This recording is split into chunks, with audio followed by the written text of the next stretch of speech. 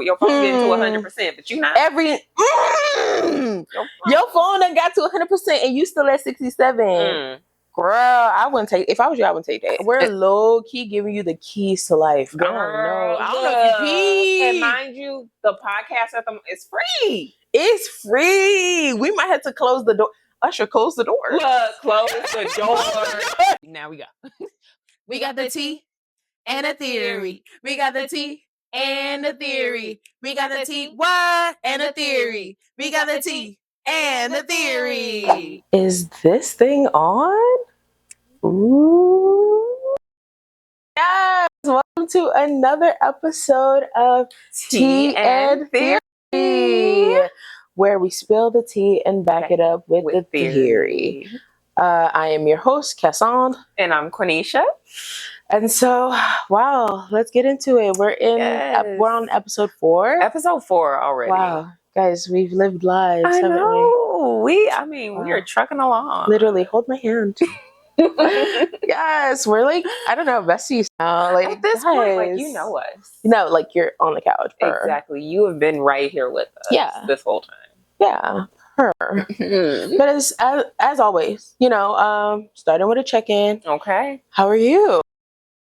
Well, as you know, I had a really good day today. I know. So to share with you all, I got a really, really big scholarship.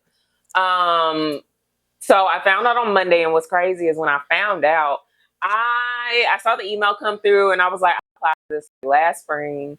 I just know I'm getting rejected. I was like, this they little email that's like, oh, we're so sorry. We're so glad you applied, but like, try again.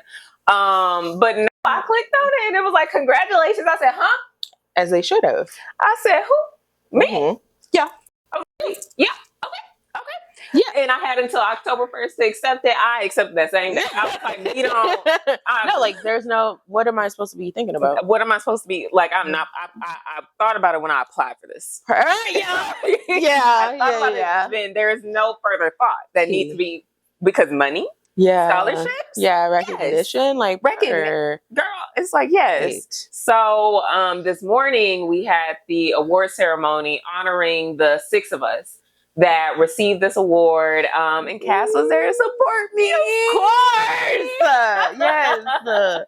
Oh, so excited for you. That was so cool. No, yeah. It was so it really has been such a good, anything could happen that could really like bring me down. Yeah. So it really has been such a good day. And honestly, it's been such a good week because just having that news and just I just feel like I've been riding a high today. Yeah. How are you? I'm feeling good. I feel like, my day started off because I was there to celebrate you and watch you get your recognition. Yeah. So that was really good. And I'm also still riding the way from yesterday, getting my assessment results. Yes. So for folks who don't, well, obviously you guys don't know, but I got an ADHD assessment, and finally got my results back and got some, it's not good news in the sense of you have a disorder, obviously, but it's good news in the sense that I got some confirmation and some explanation for what I have been experiencing. And so I think I just feel really happy. Yeah. I feel like for me, there was a lot of there's something wrong with me, kind of, right? Yeah. And I feel like getting the diagnosis has been helpful because it's not that I'm lazy or I don't want to do this, but it's more so this is what's been happening. And for me to have made it, and last night I was processing it some more, and I actually cried because I was like, whoa, my little brain has been pushing for 27 years and has got me to my 5th year of my PhD program, and unmedicated, undiagnosed, and was doing its best. So as I was reading my report, I was like, oh, my little brain has been doing so much. And so, I feel really relieved. I feel really good. I don't know. I just been, feeling really great. But starting off the morning, despite it being crack of dawn. Mind you, it was 9 a.m. But for me, it was 4. It was they asked me to get up at 1 a.m. I was like, I ain't like that. I was like, ain't no sun. Girl, I was literally like, oh, God, how was everyone? here. And people were like chipper and like, right, like come see my poster. Girl. But no, it was really good. Like it has been a good week. Like I feel like God eating. You know what I mean? Like I didn't eat. Like because it's like when we started this semester, when we started the podcast, could we have imagined that this would have been exactly? It's like could not have imagined that this was on the horizon. Yeah, like that's so cute. And like thinking about like how far we've made it, like it's episode 4. It's episode 4. And like low key, we're at the part. So if you are not in a PhD program, like September, October is the time where things start. Whoa, you start fighting for your life. Yeah, no, like you start like waking up and you're like, oh, I'm at war. Okay. Yeah. Okay. And that's not even talking about the state of the world. Hello? Exactly. That is just, I'm trying to get through my class. No, like, that's just like... my research. It's like October, like everyone in your life kind of lines up and it's like, hey, can I have $5? I'll punch you. Mm-hmm. And you're like, oh. Like, maybe, could we not? And they're like, no, this isn't optional. No, like, we're all here and we all want it at the same time. Yeah.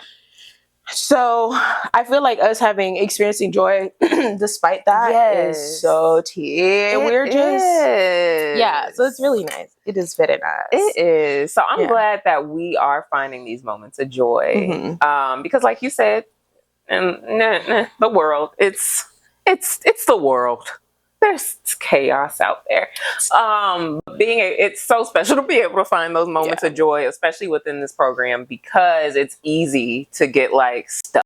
Yeah. In our cycles and like, okay, I'm just gonna put my head down. I'm gonna do my work. I'm gonna do my research. I'm gonna see my kids. I'm gonna do this assessment. I'm gonna go home and my business. Yeah. And I'm just like, a little turtle into my little shell. But like, it is something special to be able to find joy amidst the chaos. Yeah, I agree. You're feeling good. Yes. Yes. Okay. So thinking about next segment. Yeah. We've lost another icon. Great. We have. And it came as such a shock to me. Yes. When it happened, I wasn't ready. I wasn't expecting it. But also, I'm just used to seeing like the announcements for when people pass. And that's not what happened. No. Oh. Mm-hmm. It's kind of been weird. Yeah. Yeah. Yes. And so, so we are talking about the passing of Assata Shakur. Yeah, she passed away on the 25th of September. And very much her passing was met, I'd say, from the media. I don't want to say from people because that's not the story. It's from the media, with just mainly silence. Yeah. Just not acknowledging who she was, who she really defined herself as, the work that she did. Yeah. Showcase, like, there were no tributes from our media sources. Like, I found out the news on TikTok. Yeah. Yeah. And it's weird finding out from like social media and not like official like news outlets. Like I know like we've gotten to a point where we are kind of getting news from like different like Instagram and TikTok, but it's like no, like no one is reporting on this. It's kind of weird. And it was even like to the point where like there were like government officials kind of trying to like police people mourning Assata Shakur, which was funny because just earlier I thought we were supposed to mourn everybody regardless of who they lived as. But that's what y'all said. Extend to Assata Shakur. Apparently. That's what y'all said. But anyway, we are going to mourn and remember Assata Shakur for the force that she was. So can you give us a little bit of a rundown on who Assata was? Yes. So Miss Assata Shakur, aside from her being the mother of Tupac Shakur, she was a part of the No, I think she was his grandmother. Grandmother. Oh, am I wrong? I can be. I could be wrong. It didn't feel like they up to me, but I'm okay with being wrong. I'm probably wrong. Godmother, aunt. Godmother and step aunt. Okay. She's a close friend of Tupac's mother, Afeni Shakur. Okay. Yes, I've heard. Yes, these things I do know. Sometimes, but yeah, things come together. This is why we Google stuff. Yeah, and we're not afraid to Google stuff, and we're not afraid to incorporate new knowledge. Exactly, and I'm not afraid to say when I'm wrong. And I say something wrong. But yes, so Miss Assata Shakur, she was a part of the Black Liberation Army, and in her time was very much a big advocate for the liberation of Black people. She was associated with the Black Panther Party, but again, going back to the aspect of liberation, it was something that was very important for her and how she thought about the work that she was doing and how she went about the work that she did. And if you are not aware of kind of why she was in Cuba, that is where she passed away. There was a stop.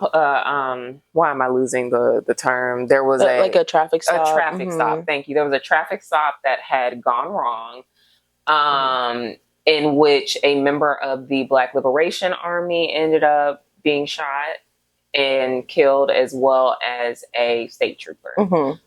And they decided that Assata Shakur is the one who dealt that final shot that killed the state trooper.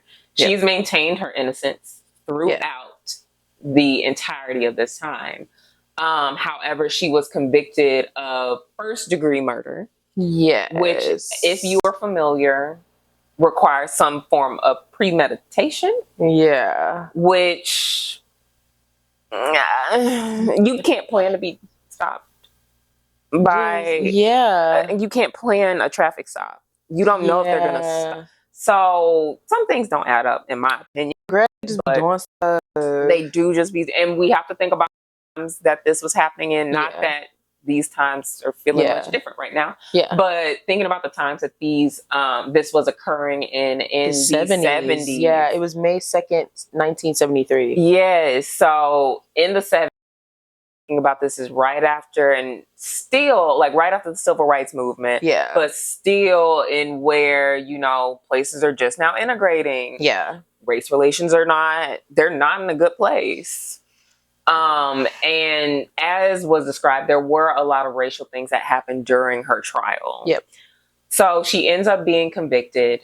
She is sentenced to prison, goes to prison, but then she escapes. She escapes and pops up about 5 years later in Cuba.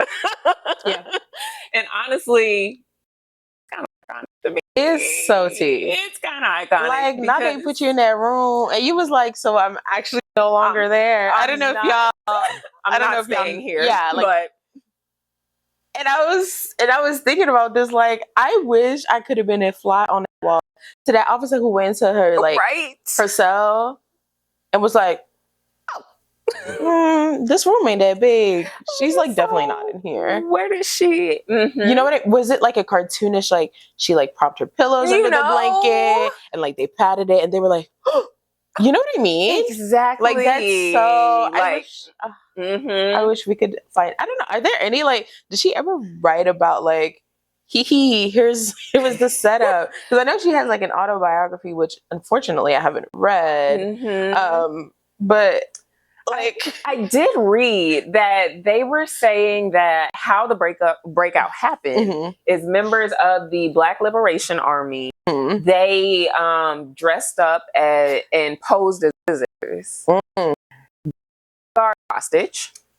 Oh, okay. Yeah, took a guard hostage. And they took one of the prison vans and they got her out that way. Oh, so it wasn't like a in a They night just- moment. Oh, hey, like we're Your here to get broad our daylight. yeah. Like it was like a Tuesday. Yeah, like 2 I in the presented afternoon. my ID. Yeah, I would like to come visit this person, Oh. check my purse, take my candies. Like, Dang. Okay, word. yeah. So Word. and you know, popped up 5 years later in Cuba. Yeah. And Had her own radio station while she was in Cuba. that's so Broadcasting to the people because and I love it because again, we're going back to this fact that liberation was really what she stood for. yeah. She made sure she was liberated outside of that prison. Yeah. And she got herself to somewhere where she would be able to live a free life. Yeah. As a free woman. Unfortunately, maybe not where she would have preferred to be. Yeah.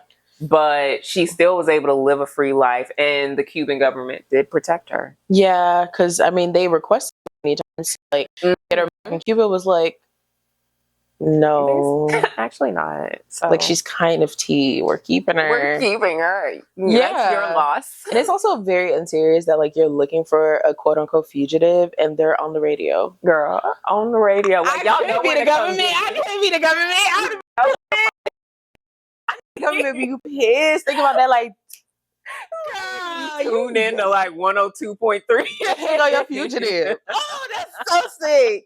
Oh, that's actually so sick. Like, I couldn't be the government. Like, I'd be sick to my stomach, fam. Like, girl, honestly, iconic. Like, she's so iconic. But yes, I have to read that biography. Yeah, I really do have to read her autobiography. No, like, yeah. So, like, pause this episode.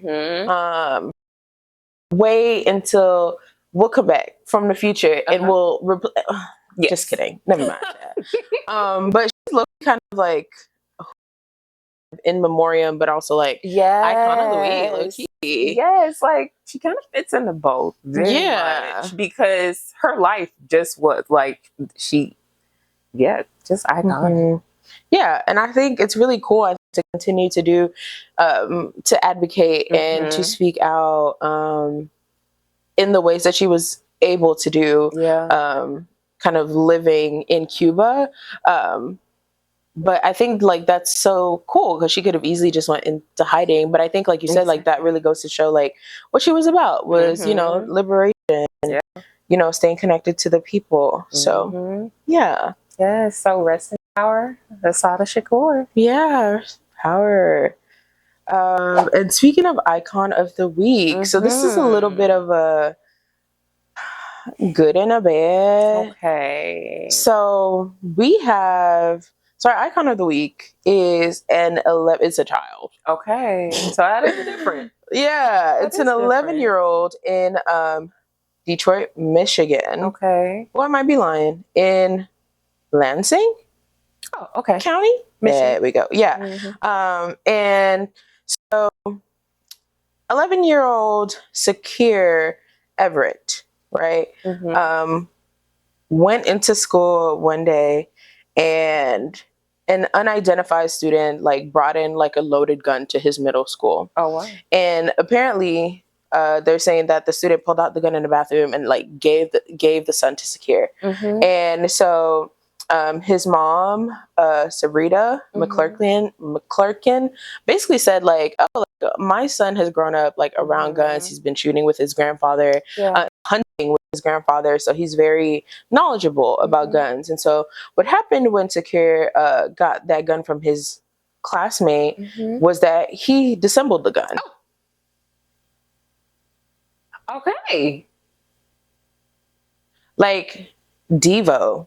Child, because the way, if I saw somebody with a gun, I wouldn't know what to do. Yeah. I'd be like, I can't disassemble, not nothing. Girl. Right? And so he disassembled that loaded gun. Yes. And eventually administration became aware, right? And so in a normal world, right? In an alternate reality where like things make sense. Yeah. He would be like given key to the city. Yeah. I don't know. He would get like a trip to Disney World. I don't know. Like they would have like a parade for him. Yeah. So we are not in that reality. Okay. Yeah. We're in the sucky reality, right? Where he has been expelled from school. I'm sorry. For a year. Expelled for a year. He disassembled the gun. Saved lives. Countless lives. Protected the school. Himself. His peers. The teachers. Right. He did what many adults would not and could not do. Because if I was in there, girl, I can't disassemble nothing. And what we've seen, some of these cops, they not running towards danger either. So, like, this 11-year-old has done all this in he's been expelled. Yeah. From school. And not like, sit at home for like a week. No, like a year. For a year. So he's losing a whole year of his education. Yeah. Because he saved his school. Yeah. And like, unfortunately, because of the expulsion, he can't go to any other schools. Yeah.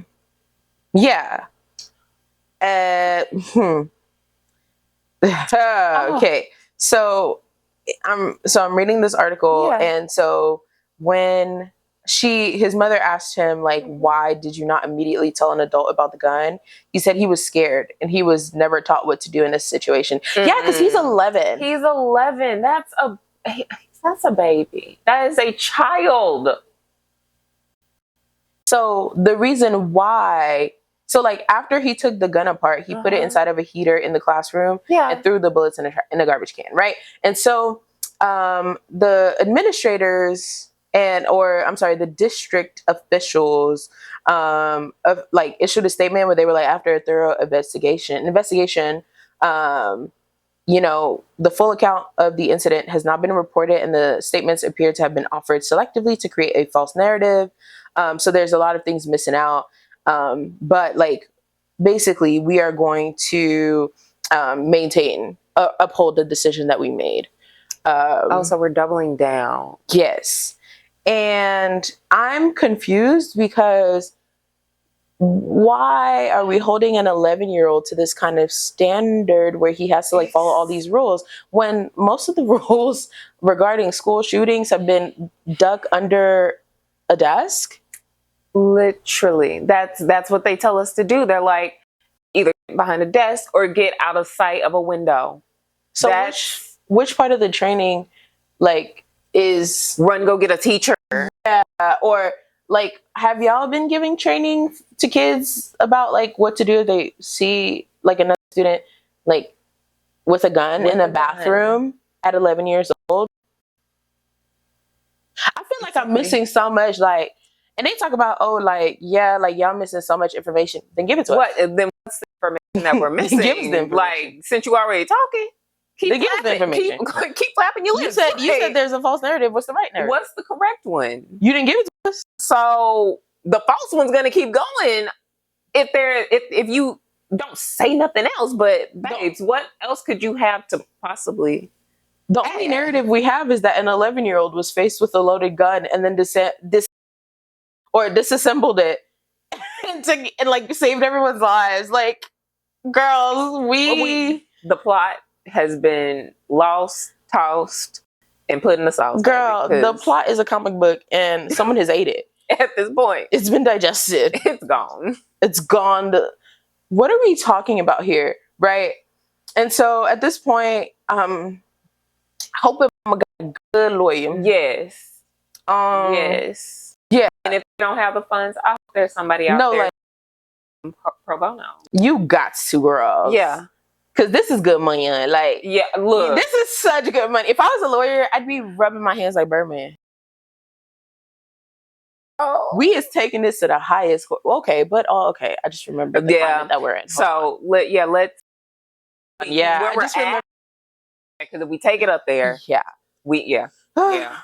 But at its core, our icon Shakur, saved his classmates and the adults in that school, because we have no idea what that student with that loaded gun, and he saved his own life. Exactly. Right. And as we've seen in the past, especially being in Texas now, with like what happened with Uvalde, like what happens when we do bring in like the appropriate authorities, and what happens when we waste time.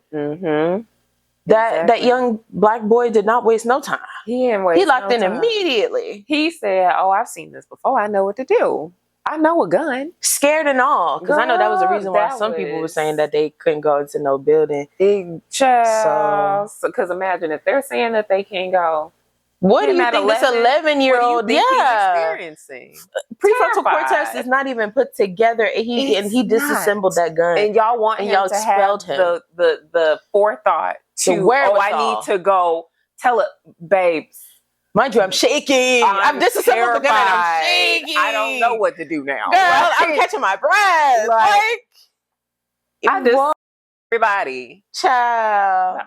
In my keeping up with Afrofuturism, honey, in my reality, they have built a statue of him in his school. And they have a parade where everyone kind of takes turns carrying him on their shoulders. And they're giving him like so many little friendly games, and like he's got ice cream, and they're rubbing his feet, but not too much because he's a child. And like he's at like a water park, and like Disney World was like, girl, come on over, honey. Wow. Yeah. And like he's on, the Ellen show. No, like for real. All the kids on the he's less that have been on. Yeah, he going through that little hallway, and they Everett, that's something. That's crazy. But something that makes sense. Because expelling an 11-year-old for doing what a lot of us can't do is crazy, honey. Absolutely. I'm hoping that, despite I'm hoping the firefighters are going to his house and be like, good job, brother, and like giving him uppies, or I don't know, something. Somebody got to do something, because this is actually like insane. Actually crazy. And to imagine like your experience as an 11-year-old, like you do this thing and then this is what happens. It's like I do something good. Quenisha, I'm 27, and that boy would have pulled out that gun out and be like, oh, girl, like what am I supposed to? And he did what he needed to do. He did what at he 11 knew years to do old. at 11 years old. Guys. And he's being treated like a criminal. Yes. He's being treated like he brought the gun. Like, baby, he didn't even bring the gun. So I really do hope he is surrounded by support, surrounded by people that are caring for him, loving on him, and really supporting him during this time, because I couldn't even imagine any part of his experience right now. Yeah, it's a shame. But I will say Mama is upset, and Mama is not backing down, and Mama, as you should, behind your son. Yeah. So yeah, standing with you, brother. Yes. You ate that at 11 years old. At 11. Young boy. I said brother, but young man. Young man. Little young boy. Child. Young. Yeah. You brilliant. Like you brilliant tween. Yes. Are you 11-year-olds tweens? Hold on. Yeah, I saw this thing recently that was like teen is like 13 or something, like 8 tween to 12. Like, yeah. He's a tween. Brilliant, beautiful little tween. So proud of you for doing what you thought was best at that time. Oh, yes. At 11 years old. Guys, please. Yeah. But yeah, so you ate that. All right. What do we guys talk about this week? I don't know. Very much, there's a lot going on. It's been a little heavy out here. I feel like every time we turn around, is something is happening. Like left and right and left and up and down, like east, west, southwest. Girl, like it's day 2 of a shutdown. Girl. It's just every 2 seconds. It's like oh my God. Since January, I feel like I wake up to like the news of like, hey, so we've introduced the I hate you, and like put my foot in your mouth and like punch you in the throat. Yep. At the same time. Yeah. Bill. Yeah. And I've been like, oh, great, I guess. Thanks. Because it's like, at this point, I did what I did what I was supposed to do. Girl, there are... I voted for the lady with I voted for the lady. I already did it, girl. I'm like, come on. Big Sister General, I voted for you. I'm not gonna lie, girl. I did, like, with no questions asked, I voted for Tim. Girl, I love Tim. I'm sorry. He's so like Uncle Core. Yes. Like we could been cackling. We literally giggling. But we over here crying every day. That lady told him people. It was like, I think she had like, she was like, oh, like I'm gonna give people like, you know, to get their first home. I'm going to. She was basically like literally, she was like, guys, like I will like help you deliver your firstborn. Yeah. And people were like,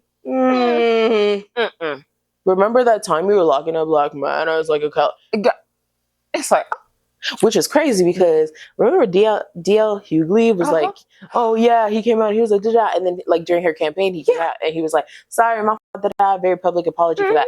But like this was all what was going on while the super villains were charging up in the back. Literally. They were literally in a huddle going, yeah, oh, yeah, oh, kill him. While we, oh God, life has been, girl. Yeah. Like from the socio-political climate, girl, the economy. Y'all heard that stat last week. 300,000 Black women.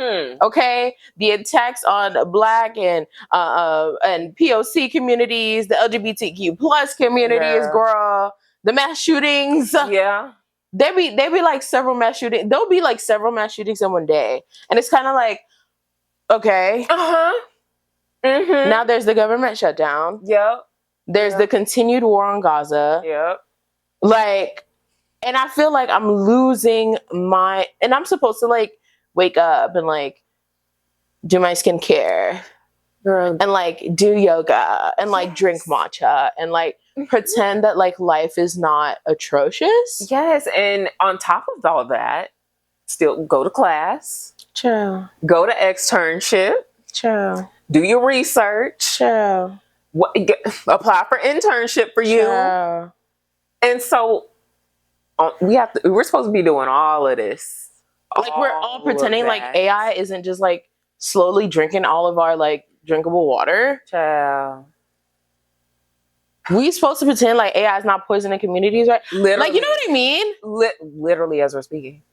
Gas is slowly but surely climbing up. I'm watching you. Like I be going to get gas and I'd be like, oh, yeah. Like when I passed by you an hour ago, this didn't say this.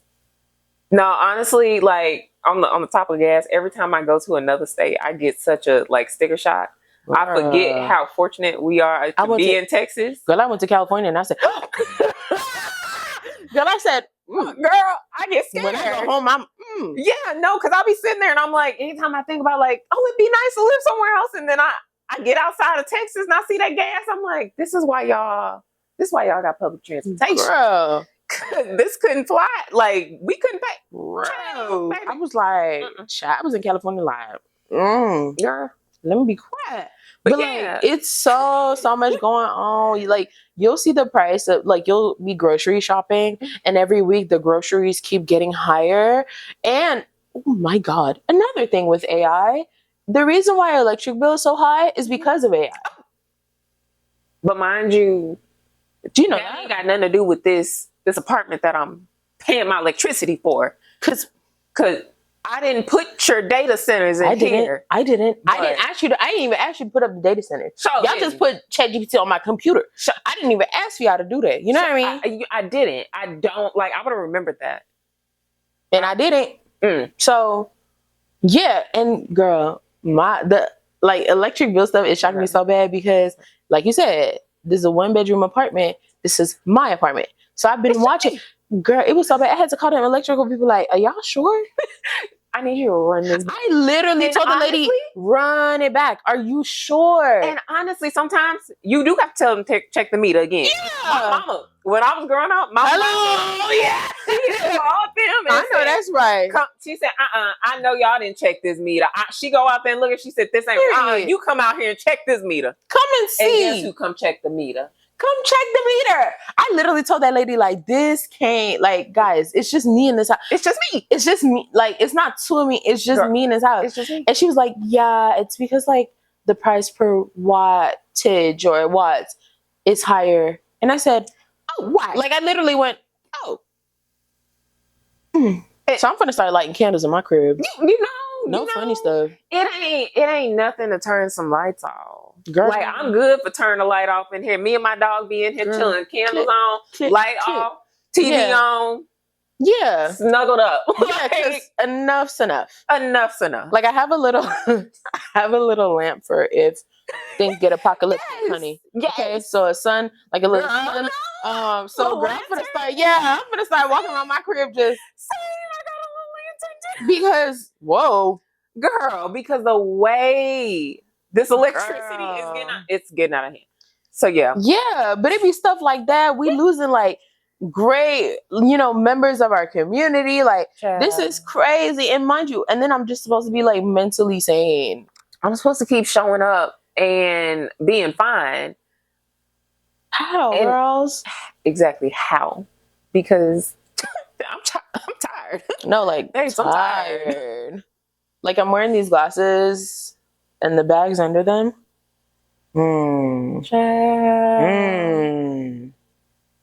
So, in conclusion, girl, we're tired, okay? We're tired. And we know you tired. We know we're not the only one. I know you tired, too. Yes. You know you're tired. Yeah, it's okay to say it. It's okay to, look, you could even whisper it. We ain't gonna tell. Even to tell nobody, like, bro. But, like, we're tired. We're tired. And so today, we're going to talk a little bit about Black women resting. I love it. Okay. Rest and self-care. Hello. I know that's your thing. I know you're literally, you're like, I've been waiting. Oh, yeah. Yes. But yeah, like, what should we do? Like, what does Black women's rest look like? And so, prior to us recording this, we asked y'all, what do you want to know about, resting, and if you had any kind of tips, to share it with your sisters. And we did get some comments, kind of questions. And so I know one person asked, how do I have time to rest and still get stuff done? Ooh. And someone else asked, how do I rest without feeling guilty about resting? Okay. One, such good questions. They're such good questions. Because these are questions that we've asked ourselves at different points too. Yes, for sure. And I feel like, especially being in like a PhD program at this time, like, how do I kind of make sense of wanting to rest while knowing that, like, I have a thesis to work on, or I have clinical notes to work on, or like, oh my God, I need to run to see my client, or there, God forbid, there's like a crisis, exactly, right? And you still have to kind of maintain yourself. And a lot of the rest comes in because, like, you have to keep yourself up so you can keep showing up and doing the work. Exactly. And so, how do we do that? How do we do that? So, I know with me, when I think about, like, how do I find time to rest and still get stuff done, I live and die by my calendar. I'm a very if it's not on my calendar, it's not happening, it's not getting done. Yeah. But in that same vein, I have my rest built in to my calendar. So it's just as important to me as a meeting I have to go to, a client I have to see. My 8 hours of sleep is built in. My wind down time is built in. My yoga, kickboxing, built in. So I know that I'm going to get to these things in the morning. I have my morning routine. Yeah. I meditate. So being able to schedule stuff in for me has been so incredibly important. Yeah. I also think about in being able to still get stuff done is being okay with sometimes things aren't going to all get done, especially in our PhD program, us doing what we do. Everything's not going to get done to this level of perfection. Yes. That we want. Yes. Sometimes we have to be okay with the fact that it's good enough. Yeah. I agree. It's good enough. And because really, when you're chasing perfection, it's not something that you can ever achieve. Right. So even as much as we're like, oh, I could look over this one more time, I could look over this one more time, sometimes it's okay to just be like, it's fine. Yeah. This is good enough. Yeah. I'm sending this to my advisor. Like, it's okay. Yeah. I'm sending this in. I'm submitting this to Camden. It's fine. Being okay with kind of letting go of some of those expectations because it frees you up. Yeah. Because you can spend all that extra time trying to perfect something. Yeah. Whereas it's like, I could take the time that I've allowed, work on it to the best of my ability. You know, get it to a place where I'm like, this is good work. Yeah. Because PhDs, we do exceptional work. Yeah. So getting it to a place where I'm like, this is good work. And I'm okay with stopping here. And I'm done. Yeah. I definitely relate to that because I feel like I'm on the flip side where I'm a little bit more disorganized. Like organization and like schedules aren't really my thing. But I feel like what saves me a lot with that is I have values that I prioritize rest. Like for me, like I love the work that I do and I like to work. I don't love working. Yeah. You know that person who was like, I don't dream of labor. Like I don't have a dream job. I don't dream of labor. That visionary, that philosopher who said that. Yes. Exactly. So for me, I like to work and I'm good now. Okay. But I also very much value laying down. Yes. I value, you know, laying on the couch. I value playing my little Mario Kart, honey. I value watching a new series. God, I just ate a series on called Three Little Birds. Oh, it's so good. But it's like I value rest, and so I'll be like, this can wait. I'll come right back to you tomorrow.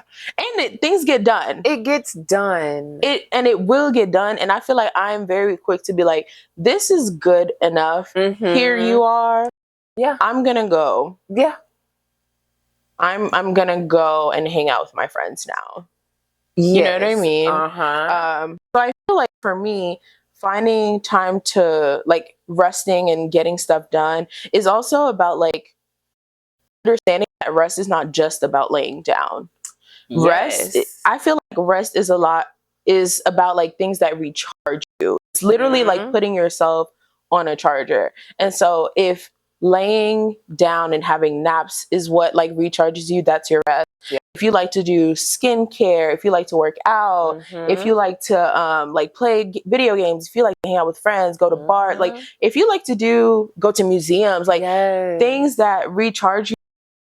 And so being able to figure out like what recharges you so that you can still get stuff done. Because I feel so much better doing things like once I've had time to be like a person, and then I can get back to like being a scholar or a worker. Than when I'm just being a scholar and I myself like being very displeased sitting at my computer extra long and like there's nothing coming to my head. Yeah.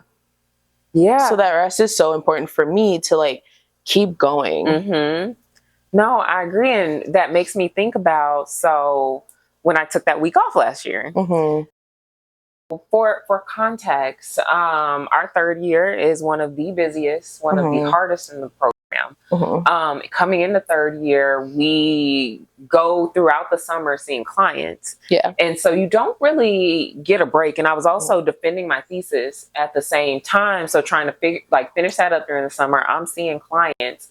You're training for that externship. You're training for that externship. You're not really getting a break.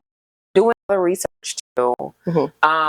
I they pay us pennies, so I can't just leave and go on vacation. Yeah. And so, and I really couldn't leave because I had clients too. Yeah. And so I'm exhausted. I came into third year just absolutely worn down. I was burnt out. And it was something I saw coming that whole time, but it was like, there's nothing I can do about this right now. I really just need time to sit and stop and just be. And I wasn't getting that. So honestly, it was around this time last year where I started to realize, I was like, I can't keep moving at this pace. I can't keep going. I have to stop. I have to take a week. And so I started. So recognizing that, okay, I'm going to have to take a week off my hardest year. And there's going to be some mixed feelings about that, because the space that we are in, it's like, you know, we have so many different responsibilities for so many different people at so many different times.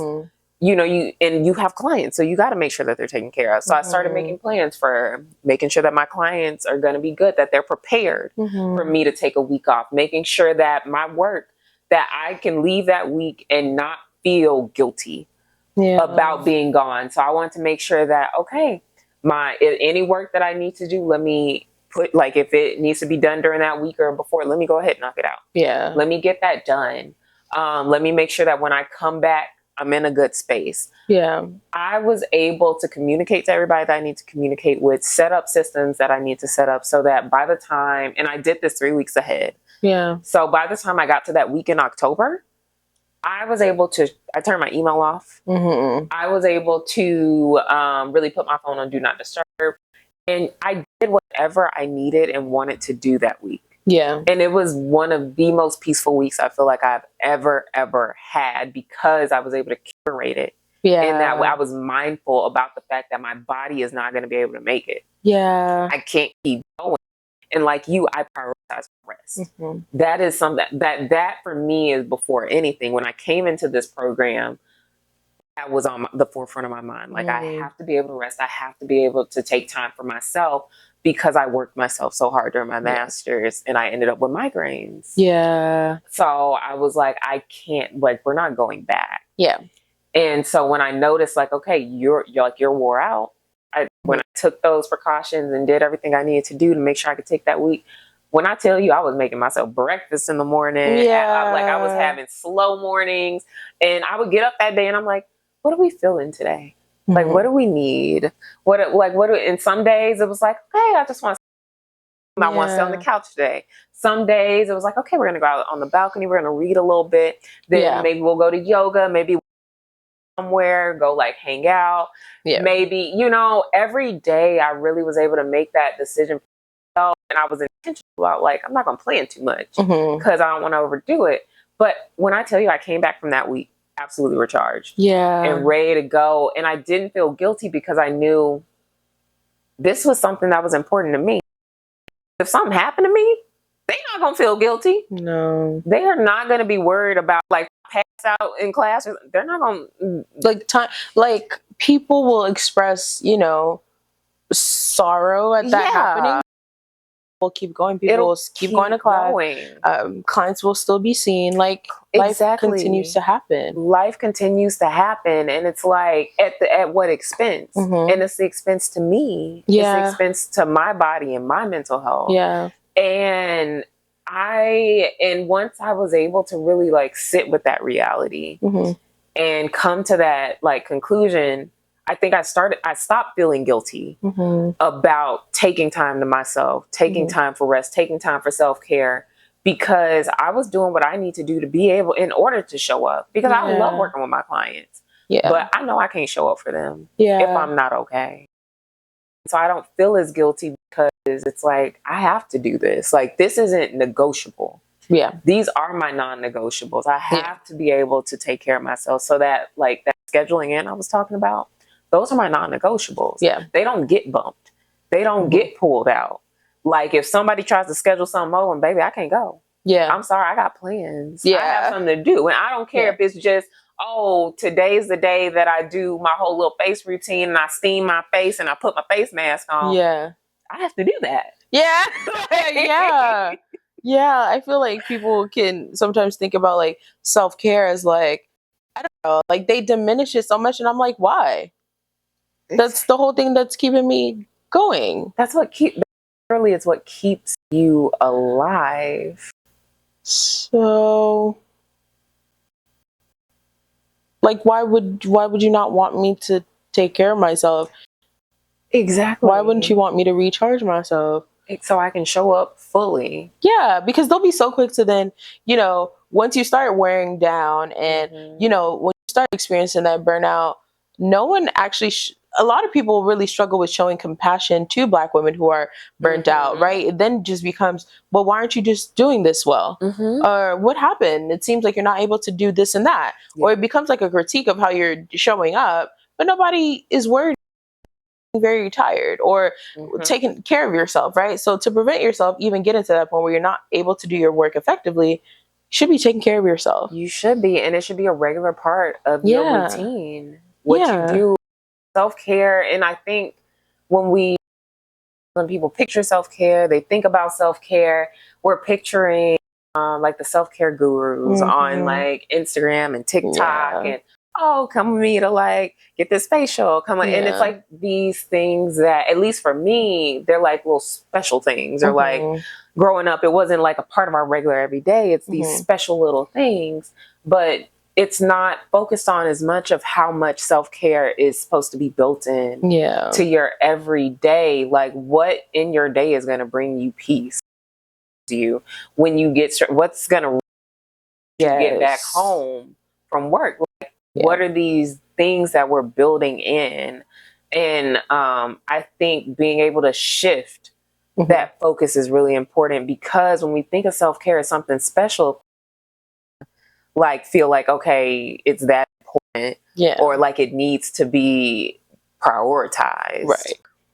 Rest is incredibly important, and I think it has a lot to do with sometimes maybe readjusting or reframing or rephrasing like your values surrounding rest and productivity and work, because we are so much more than that. And I think when I think about like, how do I rest without feeling guilty about resting? I start to think about like, one, the Nap Ministry by Trisha Hershey. And so she's a Black woman who has created like the Nap Ministry, right? And as funny as like that word is, it's really about like resting as a form of resistance. So they have like this rest as resistance framework. But Trisha Hershey is actually kind of someone who is like an artist, a community organizer. And so a lot of their work has been centered around like, how do we free ourselves from like the oppressive kind of capitalistic nature that of the society that we live in? And so she's created this kind of rest as resistance framework. And so one of her quotes is, rest is a form of resistance because it disrupts and pushes back against capitalism and white supremacy. Disrupt and push back against a system that views you as a machine. You are not a machine. You are a divine human being. We will rest. Right. And so I think that idea, because I think in a lot of my work, I've noticed that a lot of people do like value being productive. Right. A lot of us put like who we are, we identify with our work. What does that mean for someone to ask you to put that identity down? Right? What does it mean for someone to tell you like, oh, all this hard work that you've put into creating something that you can be proud of, we're actually scratching that. Right? And how terrifying that could be. But I think that getting into the idea that like, oh, like, I am so much more than the work that I create and the work that I do. There's so much more to me. Like, I'm someone with hobbies, and I have interests, and I have like community friends. I have thoughts, and outside of like what I do for money, I am so much more. And I think starting to step into that is very powerful. And then also seeing yourself as someone who is worthy of taking a break, who is worthy of kind of stepping outside of just the work that you create, because you're so much more. Like Trisha said, you're not a machine. You are a human. Right. And the crazy thing is like robots keep going, right? And we aspire, some of us aspire to be them because they can keep going and persevering. But don't MacBooks break down at one point? At some don't point, AI don't y'all know ChatGPT be down when you need the answers? You know what I mean? So like even AI rests. So you should rest. Okay, like you know what I mean? So like exactly. Even AI rests. So baby, you might as well lay down. You might as well. You might as well meet up with your friends for like a nice little drink. Exactly, because to be honest, whenever you look back on these moments, you're not gonna always remember all the times you were sitting there just typing, but you will remember those moments with your friends. Yeah, you will remember the moments that you took to do something that brings you joy. Bro, every time I get to hang out with my feet, like that's what's so fun. You know what I mean? Exactly. Like, it's just so enriching and fulfilling. And not to say that work can't be that, because we all have different values. But in a world that has asked for you to show up and do all this work and then lays you off in the hundreds of thousands, child, you might as well take that vacation. You might as well take that vacation. You might as well do that yoga class. You might as well do a mindfulness meditation. Exactly. You might as well paint your toenails and like have fun designs and go get your hair. Like you might as well. Exactly. Like, baby, breathe. Just let yourself breathe. And something I wanted to bring up, a book that I've been reading, Black Women's Yoga History, Memoirs of Inner Peace, by Dr. Stephanie Y. Evans. So basically, this is a book that looks at the use of like yoga, meditation, and mindfulness in the lives of women like Rosa Parks, the Delaney sisters, Tina Turner, and herself, like gives her story. And as she is talking and exploring these different things, we are really getting a peek into their lives about just how they have found rest, how they have found peace, and like literally some of them are leading like civil rights movements on the stage. Like we are seeing them in these grand stages, but one thing that was just so important is the breath. As when he is quoting Angel Kyoto Williams, who is a Zen priest, a social justice activist, and author of the memoir Being Black, Zen, and the Art of Living with Fearlessness and Grace. She quotes her here, and it says, "More than anything else we do, breathing comes completely naturally to us. It unifies our external physical selves with our internal selves. We close the gap between perception and action. We eliminate everything we can that separates us from being completely aware of ourselves. In other words, we focus our attention on the most natural function of our bodies in order to get our wandering, thinking, noisy minds to stop running all over the place. In order to get the most natural state of our mind, we unify the body with the mind." So really going back to the fundamental aspect of the breath and being able to just allow yourself even just a moment of breathing, just to breathe. Like we think about, again, going back to robots.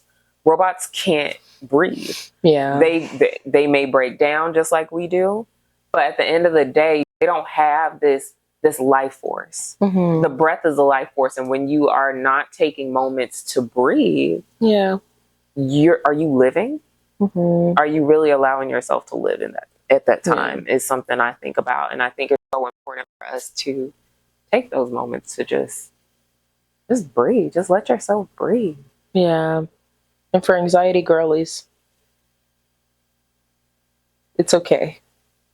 As someone who sometimes struggles to focus on their breath, you ever think about your breath too hard and start being like, anyways, but start breathing on manual. No, literally, right? But and I think about that with like a lot of like mindfulness meditations that I like to use. It's like focusing on your breath. And I feel like it kind of resets me and kind of grounds me and reminds me that I am human, right? And it's something as simple as like a 5-minute mindfulness meditation that like, I don't know, kind of sets me down and like reminds me of my humanity, right? Like sometimes we forget that like as we are going through life, like our hearts are beating, our chests are like taking in air and exhaling air, and like blood is pumping through our, you know what I mean? And I feel like being reminded of that during meditations is so, this is not a word, but humanifying. Humanifying. Humanizing. Humanizing. Oh, you have to cut that out. Oh my God. But yes. Okay. I promise I'm smart. But like, no, it's literally so humanizing. And yeah, it's just like this wonderful moment where you just get to be with yourself. And I think, and I this TikTok once that talked about how like in the Black community, sometimes we can't rest. And a lot of that is in us trying to escape and avoid the trauma or the hurt, or you know what I mean? And so resting requires you to sometimes face that. Yeah. But like if I'm like cleaning my apartment, or like I'm working on this, or like I'm at work, or I'm in a meeting, or I'm doing this and I'm doing that, I don't have to think about the hurt that I've been through or the trauma that I've experienced, right? Like I'm working. And rest sometimes asks you to confront that. There's nothing interrupting the fact that like you've been hurt. Or that you're struggling, or that you're anxious, or that you're depressed. There's nothing to kind of be a barrier to that. But through that rest, we are allowed to then have the awareness, and then we can acknowledge, and then we can do something with it. I think to recognize our humanity, and a part of our humanity is our hurt. And in that is recognizing like, okay, we can do something about this hurt too, and we can heal. And so I think that's really powerful as well. And that's why I cannot compromise my rest. Like for me, the work is great. I'm working is fun, great. But like resting and being a human is also very important to me. And I think one of the ways that I've been allowed to get there is through like womanism. And so when I think about resting without guilt, not only do I think about the Nat Ministry, I also think about womanism. And so for folks who may not be familiar, so womanism was coined by Alice Walker in 1983. And essentially it was a way to recognize like Black women who were feminists, but were feeling seen or represented by like the ideologies of like feminism, which is sometimes, or was considered kind of white feminism, right? It spoke to the needs of white women, but what of Black women and women of color, right? And so here comes womanism. And so in 1989, Brown defined womanism as a consciousness that incorporates racial, cultural, sexual, economic, and political consideration. And so with that, I feel like womanism has allowed for me to kind of have this consciousness, right? So I can kind of understand how oppressive symptoms can impact my life due to like, you know, all of these identities that I may hold. And it's kind of helped me identify and kind of label the experiences of discrimination, or like even just the symptoms of capitalism, right? And with that, I feel like I'm then able to place these things in like a larger context instead of being like feeling bad about myself. I can then kind of criticize the system that makes me feel bad or feel guilty for wanting rest, a very human thing. A very human thing. Because I don't think that it makes sense for us to exist in a world where folks are negotiating rest. Your iPhone got to charge. Why you can't charge? Your laptop has to charge. Your car needs gas. That's nobody's questioning that. Like nobody's gonna question that. No. They're just gonna be like, oh yeah. Go charge your car. Get some gas. Your house needs electricity. Like all these things need power. They need to be charged. They need to be given. But you're not allowed to do that? Exactly. No. Right? And I feel like we've arrived at a point in capitalism where people are like bragging about hustle mentality. Girl. And did you see that video of that white man talking about his day in half so he gets more done? No. Oh, Lord. Girl. About some, he on the podcast about some. So by the time that it's noon for you, it's day 2 for me. Please. What? Please. Hustle culture is something that it kills me. Like, literally, it kills me. I absolutely hate it. I hate it with a passion. Please, you don't know nothing else about me. Be a hustle? Does everything have to be a baby? Can I not take a slow stroll? Can we not slow down? Like, does everything have to be like, okay, my 5 to 9 for my 9 to 5? Is it every day? Even Jesus, even God rested. It was the 7th day. He said, it is time. I did my biggest. Let me just. Time to rest. And here you go, talk about you splitting the day in half so you have more days. Like, what? Please. Don't put yourself on the charger, girl. Look, charge yourself. Literally, that's the episode, charge yourself. Go sit down. Go sit. Well, you have to do it with the list. Go sit down. Go sit down. Sit down. And make sure it's with community, because we like community real bad right now. Have you talked to your neighbor recently? And see, that's the problem. They in their own little bubble. Hello? They're in their own little bubble, so they not talking to nobody. They like, no, I ain't got time for community. I don't have time for other people because I have to do this so that I could do this so that I could do this. The thing is you're not going to be able to do nothing efficiently and effectively if you don't rest. So what you're churning out, it's not of quality, babes. Maybe the business gonna be without a CEO soon. Child. That's not funny. Sorry. That's not funny. But the business is about to be without a CEO. I don't know if you know. Babes. Like, sit down. It's you okay. think you could keep running your life, running on 5 hours of sleep? Girl. You think that makes sense? Girl. Your neurologist is shaking right now. Child. Because I'm scared of you, baby. If you walking around in this world, driving around in this world, and you gonna be burning on 5 hours? You're on the same highways as us. Please, go to sleep. Go to bed, girl. Go meet with a friend. Go play tennis. Exactly. Like, go play pickleball, girl. Look, something let loose. Go to a museum. Babes, everything ain't about making money. It's not all about winning and depriving yourself because you feel like that's going to get you closer to this financial goal that you have or this career goal. And again, goals are not bad. No.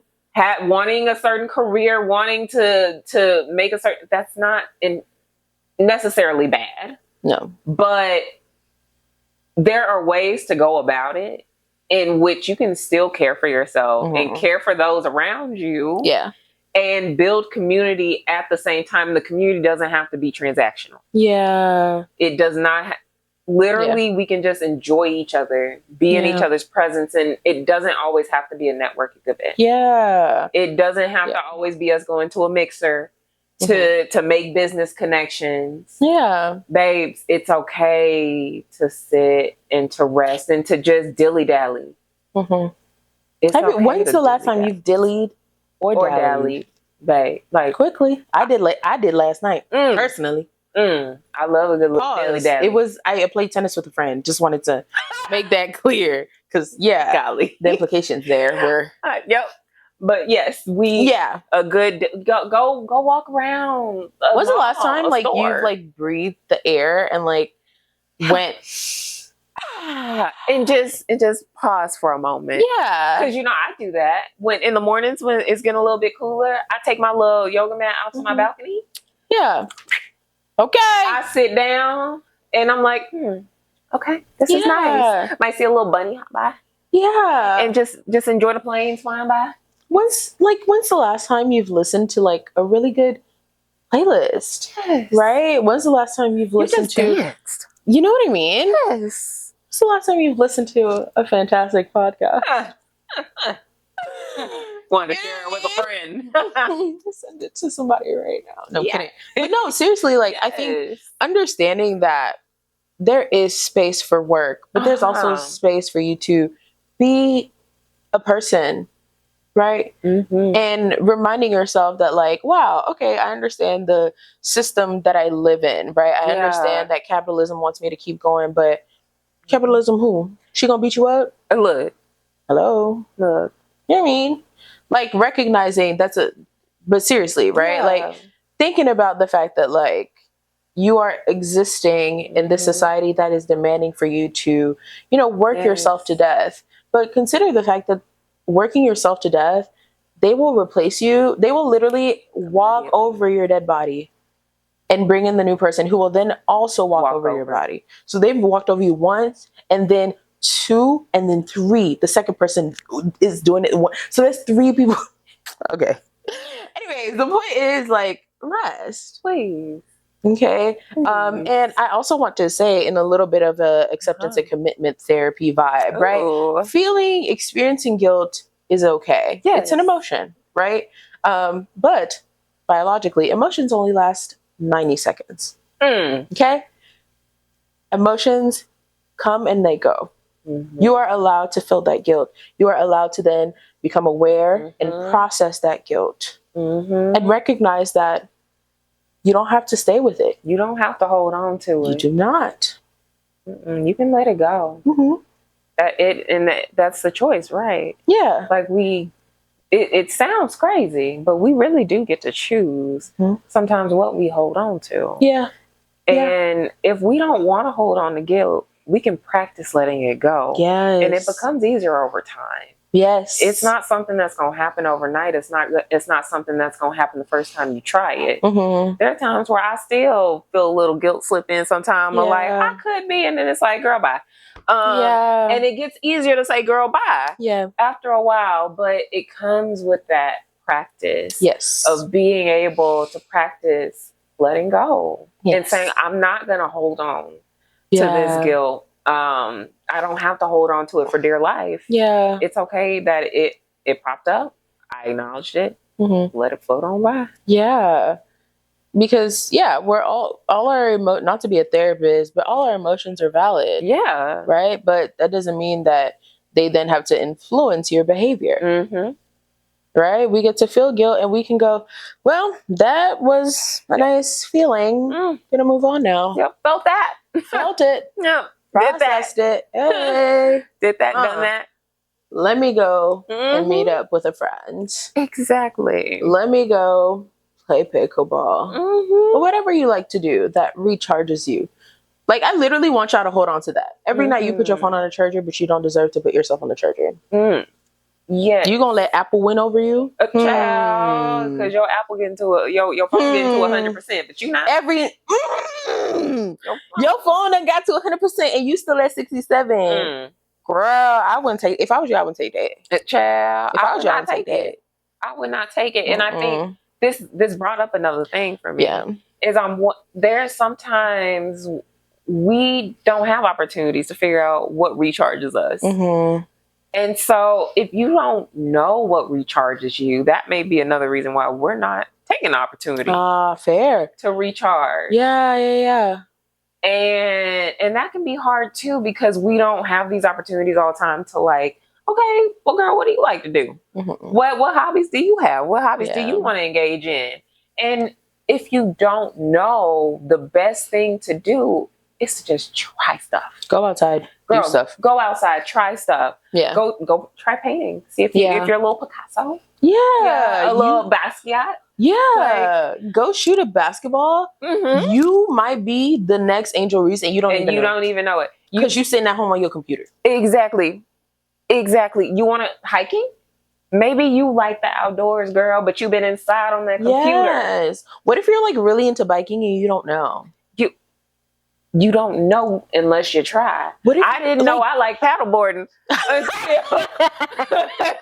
I was like, Cassie told me. I was like, get in the car.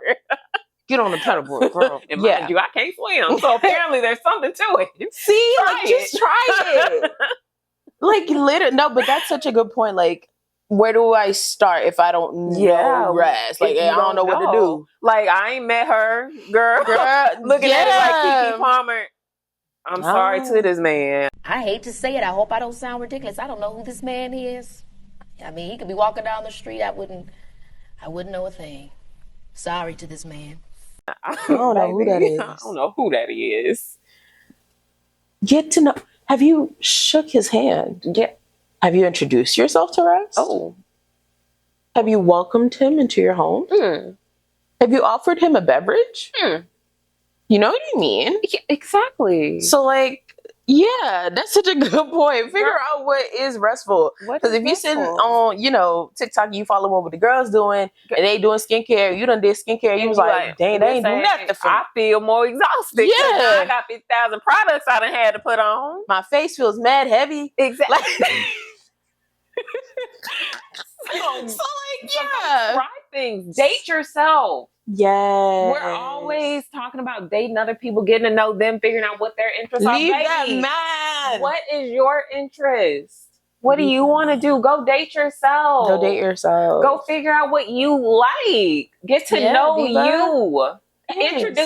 Introduce yourself to Rest and introduce yourself to you. Who are you? I wish I had a mic. Drop. Yeah, that was so tea. Girl, no, literally. Yes. And if it's helpful, it makes you such a more interesting person if you have hobbies. It does. It does. Because you have so many things to talk about. Yeah. And then you're building community. Because you're meeting people during your hobbies. We're low key giving you the keys to life. Girl, I don't know if you pee. And mind you, the podcast is free. It's free. We might have to close the door. Usher, close the door. Look, close the door. I said close them doors. Ushers, close the doors. Because that's literally yes. So go ahead and let Rest is knocking on your door, girl. Go ahead and open the door. Yep. Let Rest in. Kiki with her. Offer her a beverage. Get to know her. And then go ahead and, let her out when she gone. And then sit with yourself. Yes. Sit with yourself.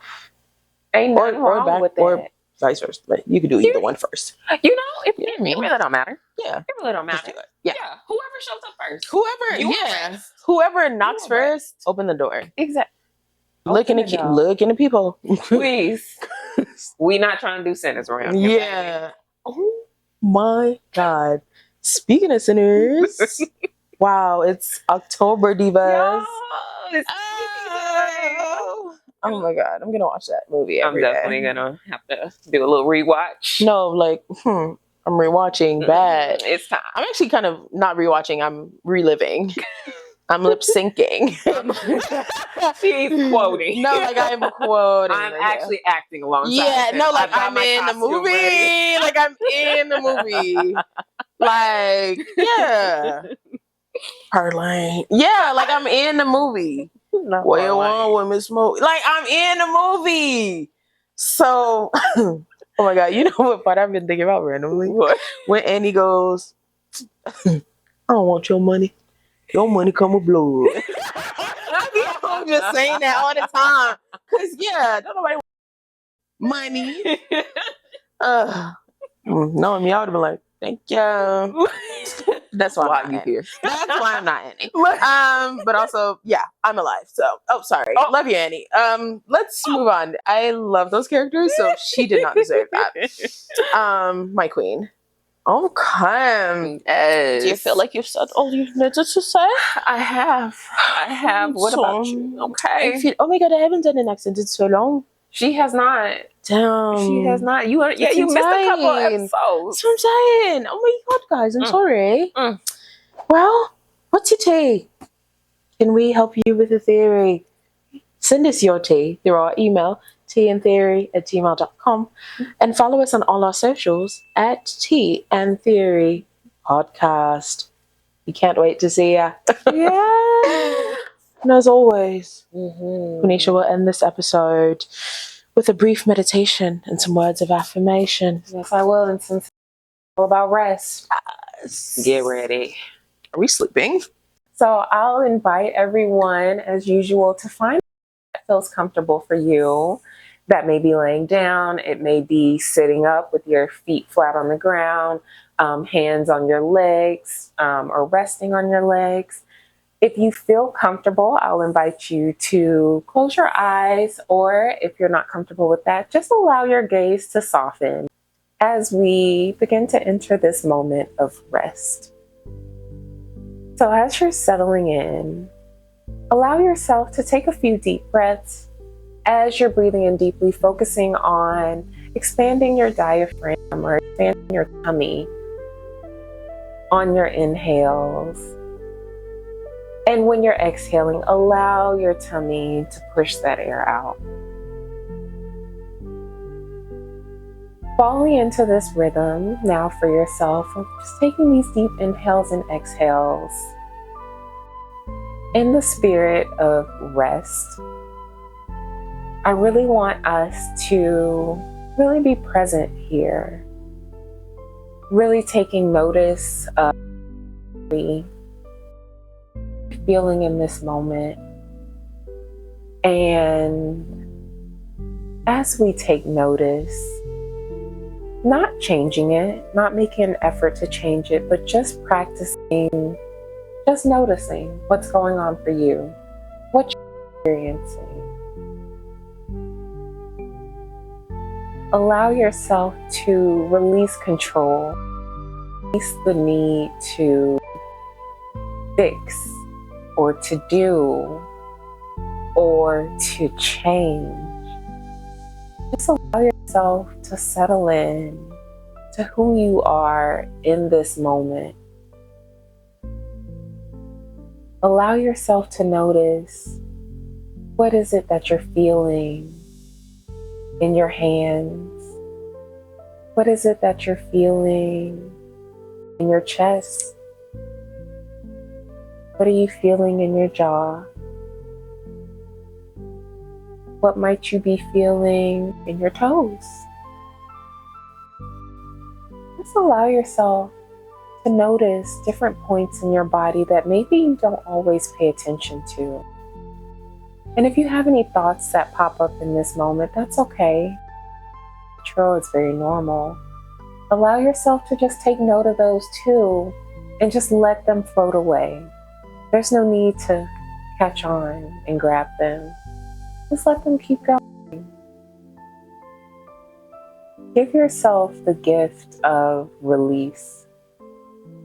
Give yourself the gift of just being able to notice something and letting it go. Everything that comes into our lives, everything that comes into our minds are not meant for us to hold on to because they just weigh us down. Ease. Find that feeling of weightlessness by just allowing yourself to let go in this moment.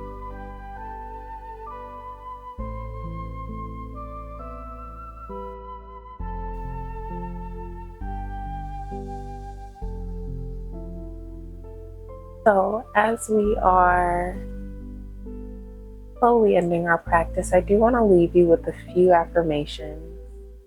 Feel free to repeat them to yourself, to say them to yourself silently, or even to come back and write them down later.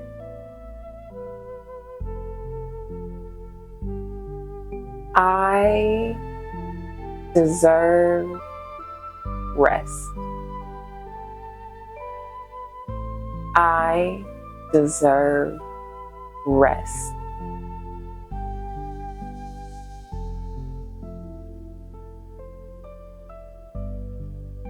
I am worth getting to know. I am worth getting to know.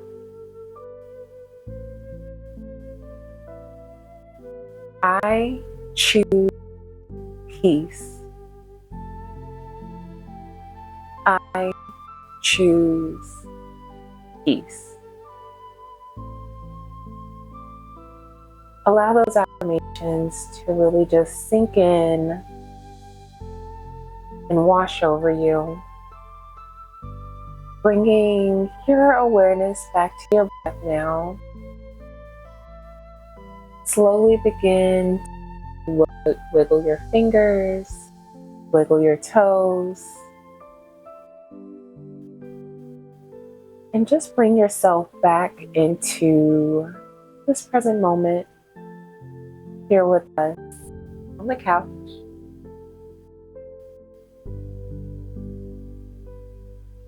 Again, we are so happy that you have joined us for yet another episode 4, if y'all can believe it.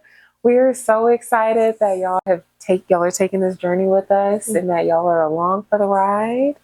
I hope in today's ride you were able to find peace, rest, some self-care, maybe even get to know you a little bit more, and that you got in touch with your breath. So, until next time,